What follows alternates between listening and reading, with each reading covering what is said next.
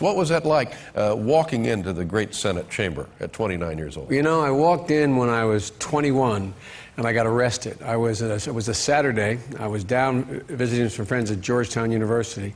And I came up on a Saturday morning because I was fascinated with the Senate. And they had a Saturday session. I walked up those days, no guards stopping you everywhere. And they just got out of session. I walked in the back. All of a sudden, I found myself in the chamber, and I was stunned. I walked up, sat down, the presiding officer's seat. Guy grabbed me by the shoulder, said, "You're under arrest." Their platform if they choose to. Go ahead. Thank you, Jen. We spoke yesterday about immigration and this facility, HHS facility in Carrizo Springs, Texas, for migrant children. And you said it is not kids in cages.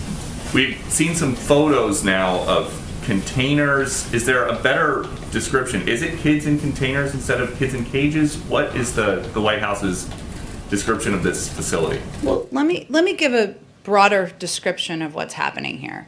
We have a number of unaccompanied minors, children who are coming into the country without their families. What we are not doing, what the last administration did, was separate those kids, rip them from the arms of their parents at the border. We are not doing that. That is immoral, and that is not the approach of this administration. These kids, we have a couple of options. We can send them back home and do a dangerous journey back. We are not doing that either. That is also putting them at risk. We can quickly transfer them from CBP to these HHS-run facilities.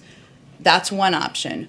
Or we can put them with families and sponsors without any vetting. There were some problems that process ran into as well. We've chosen the middle option.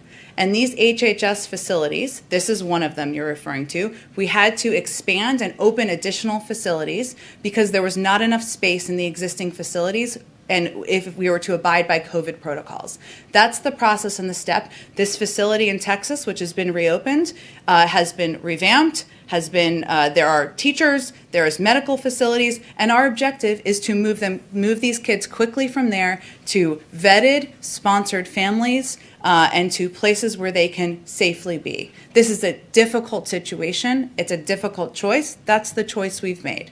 So just one step back from that, we've been talking to people down at the border who say that right now DHS and the Border Patrol are using the same kind of facilities now that they did during the Trump administration, and that there's a facility right now, it's in Donna, Texas instead of McAllen, Texas, but it's tents and chain link fence around it. And so a CBP facility before they're transferred to the HHS facility, is that what you're referring to? Yes, and the issue there.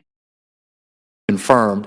So how do you assure us that, because I think the majority of American people would not want their Secretary of Health and Human Services focused or fixated on expanding abortion